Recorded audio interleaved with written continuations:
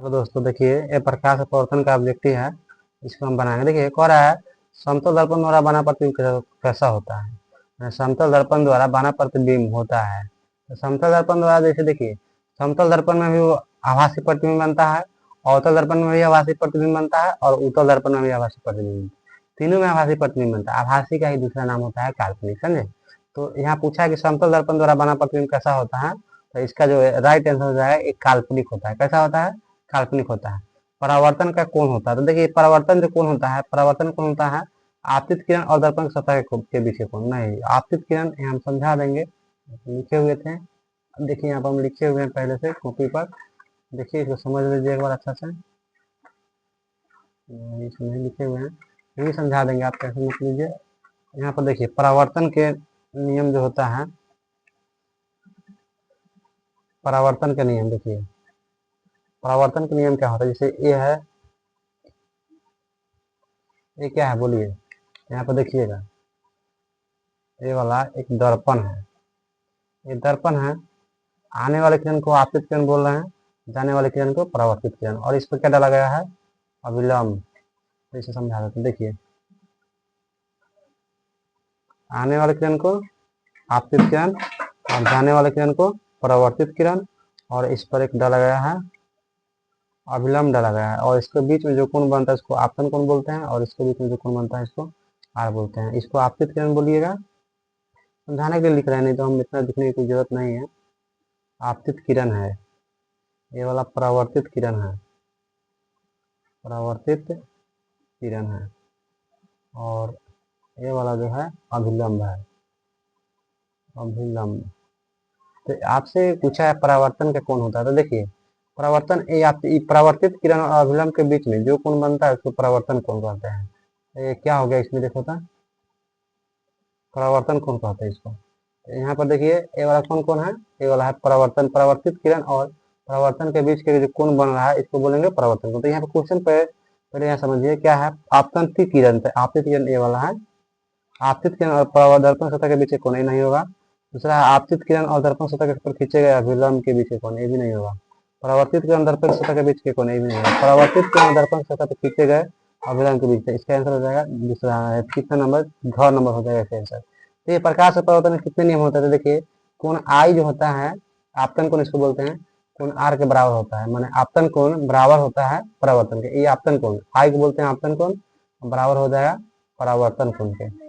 आपतन कोण बराबर हो जाएगा परावर्तन कोण के। यहाँ देखिए आपतन कोण जो है, ये आपतन कोण आई, इसको कोण आई जो है ये वाला है आपतन कोण, ये वाला, और ये वाला है परावर्तित किरण जो है, ये वाला है परावर्तन कोण। तो आपतन आपतित किरण देखिए कोण आई जो है, एक कोण आई है, यहाँ पर कोण आई है, और ये है कोण आर। एक कोण आई और एक कोण आर, दोनों कौन सी होता है? बराबर होता है। तो एक नियम हो गया।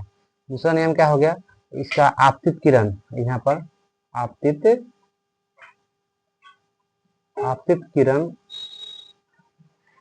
और परावर्तित किरण, परावर्तित किरण और दर्पण आपतित किरण तथा परावर्तित किरण तथा आपतन बिंदु पर डाला गया अभिलंब, तीनों एक ही तल पर होते हैं। तो इसका जो नियम प्रकाश अपवर्तन के तीनों आपतित किरण और परावर्तित किरण तथा आपतन बिंदु पर डाला गया अभिलंब, डाला गया अभिलंब तीनों एक तरफ होता है। प्रकाश के परिवर्तन के कितने नियम होते हैं? 2 नियम होते हैं। आपतन कोण बराबर परावर्तन कोण, एक नियम। आपतित किरण परावर्तित किरण तथा आपतन बिंदु पर डाला, आपतित किरण, आपतित किरण और परावर्तित किरण और आपतन बिंदु पर डाला गया अभिलंब, तीनों एक तरफ होता है। तो एक नियम है, एक नियम है, 2 नियम होता है प्रकाश के परिवर्तन के। तो आप याद रखेंगे कि 2 नियम होता है। जैसा देखिए निम्नलिखित में किस दर्पण द्वारा किसी वस्तु का वास्तविक प्रतिबिंब मिल सकता है? तो देखिए सिर्फ अवतल दर्पण में होता है वास्तविक प्रतिबिंब बनता है। अवतल दर्पण में, किस दर्पण में बनता है वास्तविक प्रतिबिंब? अवतल दर्पण में। वस्तु के बायां साइड में जितना ही प्रतिबिंब बनता है, बायां बगल में जितना ही प्रतिबिंब बनता है अवतल दर्पण में, वह सब वास्तविक बनता है। तो अवतल दर्पण में वास्तविक प्रतिबिंब बनता है और आभासी भी बनता है, दोनों प्रकार का अवतल दर्पण में प्रतिबिंब बनता है। इसका करेक्ट आंसर हो जाएगा अवतल दर्पण द्वारा। दूसरा क्वेश्चन है निम्नलिखित में किस दर्पण द्वारा किसी वस्तु का आभासी प्रतिबिंब प्राप्त किया जा सकता है? तो देखिए केवल समतल दर्पण द्वारा, नहीं, केवल समतल दर्पण द्वारा नहीं, समतल दर्पण द्वारा प्राप्त किया जाता है, केवल अवतल दर्पण द्वारा, केवल अवतल दर्पण, देखिए केवल अवतल दर्पण द्वारा नहीं, अवतल दर्पण में आभासी प्रतिबिंब प्राप्त होता है, समझे। फिर केवल केवल समतल दर्पण द्वारा, इसमें भी आभासी प्रतिबिंब प्राप्त होता है। केवल अवतल दर्पण द्वारा, इसमें भी आभासी प्रतिबिंब प्राप्त होता है। केवल उत्तल दर्पण द्वारा नहीं, तीनों में आभासी प्रतिबिंब प्राप्त होता है। अवतल दर्पण में प्राप्त होता है, समतल दर्पण में प्राप्त होता है और उत्तल दर्पण में, तीनों दर्पण में प्राप्त होता है। तो इसका आंसर करेक्ट हो जाएगा घ नंबर।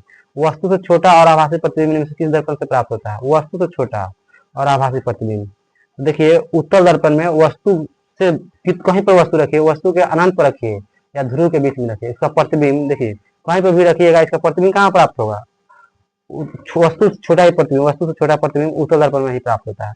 अवतल दर्पण में जब आप वस्तु रखेंगे तो वस्तु से बड़ा, वस्तु के बराबर और वस्तु से छोटा और वस्तु से बड़ा, तीनों प्रकार का प्रतिबिंब, वस्तु से छोटा भी प्राप्त होता है, वस्तु से बड़ा भी प्राप्त होता है और बड़ा भी, तीनों प्रकार का प्रतिबिंब प्राप्त होता है अवतल दर्पण में। तो इसका करेक्ट जो आंसर हो जाएगा, निम्नलिखित पूछा है वस्तु से, ये तो हो गया निम्नलिखित में किसके द्वारा बिंदु, यहाँ पर क्वेश्चन क्या है कि निम्नलिखित, ये वाला हम बता दिए कि वस्तु से छोटा और आभासी प्रतिबिंब किस दर्पण से प्राप्त होता है? तो उत्तल दर्पण से सिर्फ प्राप्त होता है। समतल दर्पण में देखिए, समतल दर्पण में वस्तु के बराबर प्रतिबिंब बनता है, जितने बड़ा वस्तु रखेंगे उतना ही बड़ा प्रतिबिंब बना। अवतल दर्पण में वस्तु से बड़ा, बराबर और छोटा, तीनों प्रकार का प्रतिबिंब बनता है।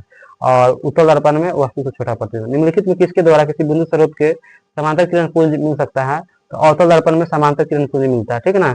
कहाँ पर स्थित होने से वस्तु का प्रतिबिंब अवतल दर्पण के फोकस पर बनता है?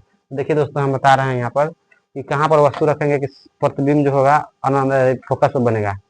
अवतल दर्पण में वस्तु कहाँ पर रखिएगा कि प्रतिबिंब फोकस पर बनेगा? तो देखिए हम समझा देते हैं आपको। चलिए मान लीजिए यहाँ पर मानिए कि एक कोची है, ये वाला है अवतल दर्पण है और इसको नाम दे दीजिए पी, यहाँ पर है एफ और यहाँ पर है सी। वस्तु कहाँ रखे हैं, कहाँ पर रखेंगे प्रतिबिंब फोकस पर बनेगा बताइए। और पूछा है क्वेश्चन कि कहाँ पर स्थिति होने से वस्तु का प्रतिबिंब अवतल दर्पण फोकस पर बनता है? तो आप वस्तु के जब इसका कोई अंत नहीं हो, सीधे चलाइएगा और किरण भेजिएगा, कहाँ से गुजरिएगा? एफ से निकालिएगा, फिर सीधे चलाइएगा और गुजरिएगा एफ से, तो यहीं पे दोनों प्रतिबिंब बन रहा है, यहीं पे प्रतिबिंब बन जाएगा। तो प्रतिबिंब कहाँ बना है? ए पर प्रतिबिंब बना। तो ये फोकस मतलब कहाँ पर रखना है? तो वस्तु को अनंत पर रखते हैं तो इसका कोई अंत नहीं है, जहाँ तो इसका प्रतिबिंब कहाँ बनता है?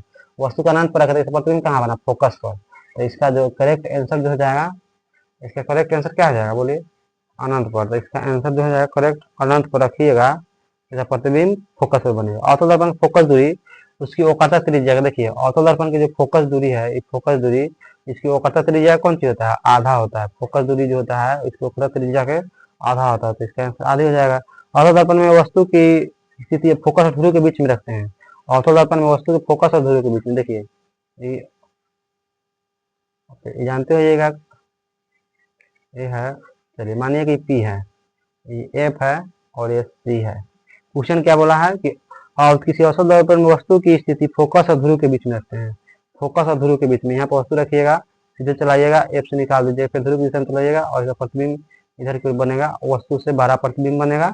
और क्वेश्चन क्या बोला है आपको कि इसका ऑप्शन देख लीजिए थोड़ा, इसमें ऑप्शन क्या दिया हुआ है? वास्तविक और बड़ा, वास्तविक और छोटा, और आभासी, काल्पनिक और बड़ा। तो इसका आंसर जो हो जाएगा आभासी या काल्पनिक बोलते हैं और वस्तु से बड़ा हो जाएगा। तो इसका आंसर जो करेक्ट हो जाएगा आभासी, काल्पनिक या वस्तु से कौन सी हो जाएगा? बड़ा। जब देखिए यहाँ पर क्वेश्चन जो है, क्या क्वेश्चन है? क्वेश्चन नंबर 10 है, एक ऑर्थो दर्पण द्वारा वस्तु की स्थिति फोकस और ध्रुव के बीच में हो तो प्राप्त प्रतिबिंब कहाँ होगा? तो यहाँ पर इसका आंसर जो हो जाएगा, देखिए फिगर पे बता देते हैं आपको।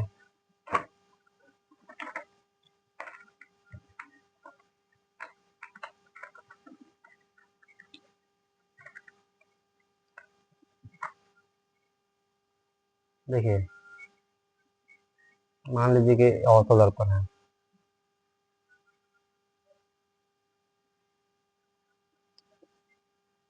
सी है, जो क्या बोलते हैं ए बोलते हैं और इसको सी बोलते हैं। वस्तु कहाँ पर, क्वेश्चन पढ़ लीजिए एक बार। क्वेश्चन दिया है कि वस्तु को जब हम ऑर्थो दर्पण में वस्तु की स्थिति वो फोकस और ध्रुव के बीच में है। फोकस और ध्रुव के बीच में जब हम वस्तु को रख रहे हैं, कि फोकस है और ध्रुव के बीच में रख रहे हैं, ये है फोकस और ध्रुव के बीच में, सीधे चलाइएगा और जाइएगा एफ से और ध्रुव की दिशा में चलाइएगा और भी जाएगा, आपन कोण बराबर हो जाएगा परावर्तन कोण का, इसका प्रतिबिंब जो है इधर की ओर बनेगा। तो यही प्रतिबिंब बना और वस्तु से कौन सी हो गई, वो वस्तु है, ये वाला वस्तु है। प्रतिबिंब देखिए वस्तु से बड़ा प्रतिबिंब बना, और आभासी इधर को जो दर्पण के पीछे बनता है वो आभासी तथा कैसा बनता है, सीधा बनता है। तो इसका आंसर जो हो जाएगा यहाँ पर देखिए, इसका आंसर आभासी और वस्तु से कौन सी हो जाएगा, बारह। तो करेक्ट हो जाएगा ये वाला। किसी ऑटो दर्पण द्वारा आभासी का सीधा और आभासी प्रतिबिंब बनता है, तब वस्तु से कहाँ होता है, वक्रता केंद्र से दूर। वक्रता केंद्र से कौन सा होता है, दूर होता है। मोटर गाड़ी के चालक सामने लगा रहता है, कौन सा दर्पण, उत्तल दर्पण लगा रहता है। उत्तल दर्पण द्वारा बना प्रतिबिंब कैसा होता है, सिर्फ काल्पनिक प्रतिबिंब बनता है, काल्पनिक और सीधा, उल्टा नहीं। काल्पनिक और उल्टा नहीं, उल्टा नहीं बनता है, सिर्फ ऑटो दर्पण में वास्तविक तथा उल्टा बनता है। और उत्तल दर्पण में काल्पनिक और सीधा, उल्टा का देखिएगा तो काट लीजिएगा, उल्टा दिया है काट लीजिए, इसमें भी उल्टा दिया है काट देंगे, भी काट देंगे। वास्तविक और सीधा दिया है तो काट देंगे। काल्पनिक और सीधा, आभासी या सीधा या काल्पनिक या सीधा, ये हो जाएगा। उत्तल दर्पण द्वारा बना प्रतिबिंब कैसा था, हमेशा सीधा बनता है। कैसा बनता है, हमेशा सीधा बनता है। समझे। दाढ़ी बनाने में किस दर्पण का उपयोग किया जाता है, तो ऑटो दर्पण का उपयोग किया जाता है। किसी दर्पण में किसी भी दूरी पर रखेगा प्रतिबिंब, उसका प्रतिबिंब प्राप्त होता है दर्पण के समतल अथवा उत्तल में प्राप्त होता है। ए बराबर आर बटा टू। तो देखिए उत्तल दर्पण के लिए परंतु ऑटो दर्पण के लिए नहीं, नहीं। ऑटो दर्पण के लिए परंतु उत्तल दर्पण के लिए नहीं, नहीं। उत्तल दर्पण और ऑटो दोनों दर्पण के लिए होता है। तो इसका आंसर हो जाएगा सी नंबर। 18 का देखिए, चित्र में सही किरण आरेख होकर देखिए। तो क्वेश्चन देखिए यहाँ पर देखिए, इस सीधे अगर चला किरण कोई चल रहा है तो इसको कहीं से घुमा तो नहीं ना रहा है, तो इसका ऑप्शन ए नहीं होगा। ऐसे सीधे चलाएंगे और जाएंगे एफ से, तो इसको डॉट डॉट दर्शाते हैं ना, तो ये भी ऑप्शन गलत है। ये देखिए सीधे चलाएंगे जाएंगे एफ से, और एक और किरण भेजेंगे, सीधे चलाएंगे और चले जाएंगे इसमें, तो ये रॉन्ग ऑप्शन है। यहाँ पर देखिए सीधे चलाएंगे और जिस पर से जाएंगे फिर उसी पर से कौन से जाएंगे, वापस लौट देते। एक करेक्ट ऑप्शन है, ऑप्शन नंबर डी हो जाएगा। कीजिए, आपका इतना ही क्वेश्चन था। एक यहाँ देख लीजिए, एक लास्ट क्वेश्चन है। एक गोलीय दर्पण द्वारा बना प्रतिबिंब का आवर्धन ऋणात्मक है, इसका अर्थ क्या है। और यह कैसा प्रतिबिंब बनाता है, तो उल्टा बनाता है। इसमें प्रतिबिंब कैसा प्रतिबिंब बनता है, उल्टा। तो ये आपका इतना ही है, इसको आप देखिए। हो गया, लाइक और कमेंट कीजिए। और हम आपको ऑब्जेक्टिव बता दिए हैं, आपको 19 को ऑब्जेक्टिव बताए हैं, फिर और ऑब्जेक्टिव बता रहे हैं, प्रकाश का फोटो बता देंगे। चलो हो गया।